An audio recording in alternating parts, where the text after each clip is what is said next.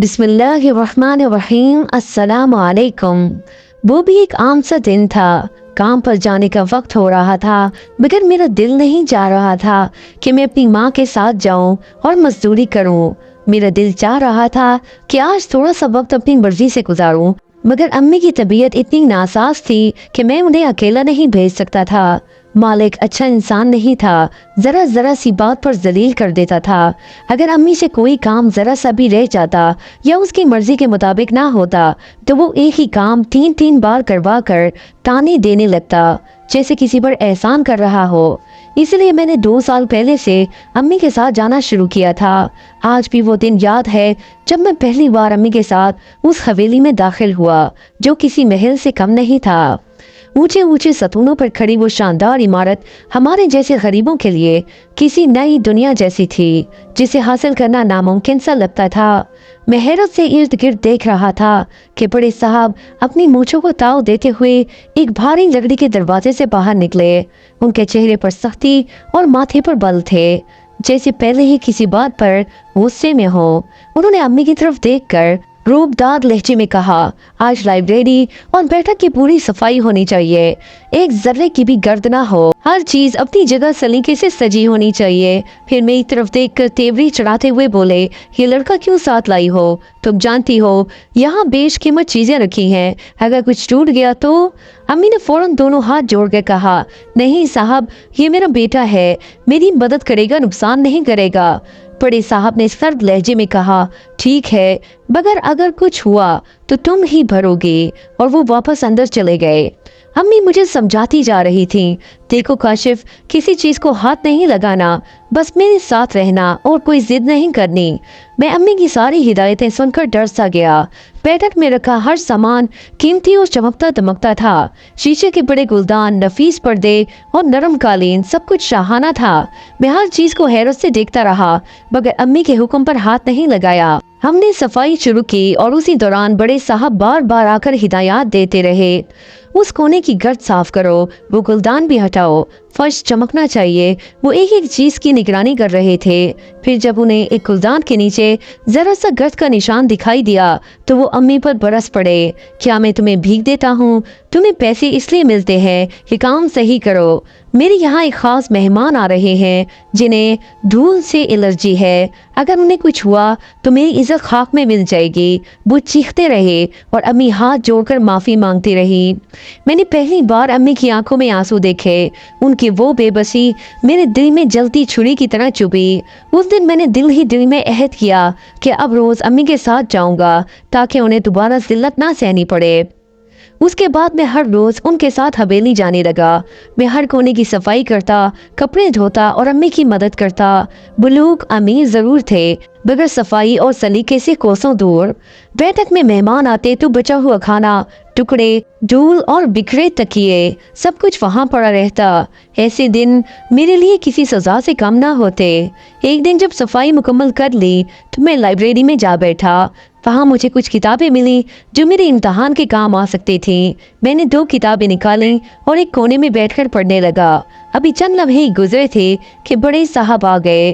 उन्होंने मुझे किताब पढ़ते देखा तो उनके चेहरे पर गुस्से की लहरें दौड़ गईं। तुम्हारी हिम्मत कैसे हुई किताब छूने की? तुम यहाँ सफाई करने आते हो या पढ़ने? अपनी औकात याद रखो। एक नौकर का बेटा अब मेरे बच्चों के बराबर आने की कोशिश करेगा? उनके ये अल्फाज मेरे सीने पर चाकू बनकर उतरे। मैं चुपचाप वहां से उठा, अम्मी की तरफ देखा, वो भी शर्मिंदगी से झुकी खड़ी थी। मैं सीधा घर जाने के बजाय बस अड्डे पहुंचा और पहली बस से लाहौर निकल गया। वहाँ मेरे कुछ दोस्त मामूली नौकरियां करते थे। उन्हीं के साथ रहकर मैंने मेहनत शुरू की। मैं पहले ही पढ़ाई का शौक रखता था, मगर बड़े साहब के जिल्लत भरे अल्फाज ने मेरे अंदर एक आग भड़का दी। मैंने दिन रात पढ़कर सरकारी इम्तहान में कामयाबी हासिल की और बिल आखिर महकमे ऑडिट में डिप्टी अकाउंटेंट जनरल के ओहदे पर पहुंचा। उस दिन मुझे लगा जैसे मैंने अपनी माँ की आंखों के आंसू का हिसाब चुका दिया। मैंने अपनी जिंदगी का मकसद बना लिया था कि अब किसी अमीर और जालिम शख्स के हाथों कोई गरीब जलील न हो। मैंने अपनी पोजीशन का इस्तेमाल सिर्फ इंसाफ के लिए किया। मैं ऐसे अफसरों और मालदारों के खिलाफ कार्रवाई करता जो लोगों के हक मार कर दौलत इकट्ठी करते थे। मैंने कभी गरूर नहीं किया, क्योंकि मुझे अपनी माँ माजी की गुर्बत और जिल्लत याद थी। एक दिन दफ्तर में पुरानी फाइलें देखते हुए एक केस मेरे सामने आया। फाइल में एक बड़े रिश्वतखोर जज के खिलाफ शवाहिद मौजूद थे, जिसने बरसों तक लोगों के इंसाफ का सौदा किया था। जब मैंने उसका नाम देखा तो मेरा दिल धक से रह गया। वो कोई और नहीं, वही बड़े साहब थे, जिन्होंने कभी मुझे नौकर का बेटा कहकर जलील किया था। मैं चंद लम्हे साकित रहा, फिर खुद को संभाल कर कार्रवाई का हुक्म दिया। टीम के साथ मैं मौके पर जा निकला। तवील सफर था। 5 घंटे की ड्राइव करने के बाद जब गाड़ी रुकी तो मैंने आंखें खोली। सामने वही हवेली थी, वही बुलंद सुतून, वही दरवाजा, मगर अब वीरान, उजड़ी हुई, जैसे गुरूर का जनाजा हो। मैंने गहरी सांस ली, खुद को माजी से निकाला और मजबूत कदमों से अंदर दाखिल हुआ। लाइब्रेरी में जाकर बैठ गया, वही जगह जहाँ कभी मुझे जलील किया गया था। अब मैं वही था, मगर हैसियत बदल चुकी थी। सामने वही बड़े साहब झुके कंधों और कमजोर नजरों के साथ बैठे थे। उन्होंने मुझे पहचान लिया था। मैंने उनके सामने रिश्वत के शवाहिद रखे और कानूनी कार्रवाई शुरू करने का फैसला सुनाया। इतने में उनकी बीवी रोती हुई अंदर आई, हाथ जोड़कर कहने लगी, बेटा, जो कुछ हुआ वो सब वक्त का खेल था। तुम रहम कर दो, इन्हें माफ कर दो। मैंने उनकी तरफ देखा, हल्की मुस्कुराहट के साथ कहा, बेगम साहिबा, क्या आपको याद है कभी आप या आपके शौहर ने मेरी माँ के लिए रहम किया था? क्या हमें भी इंसान समझा था? मैं कानून की कुर्सी पर बैठा हूँ, इंतकाम के लिए नहीं, इंसाफ के लिए।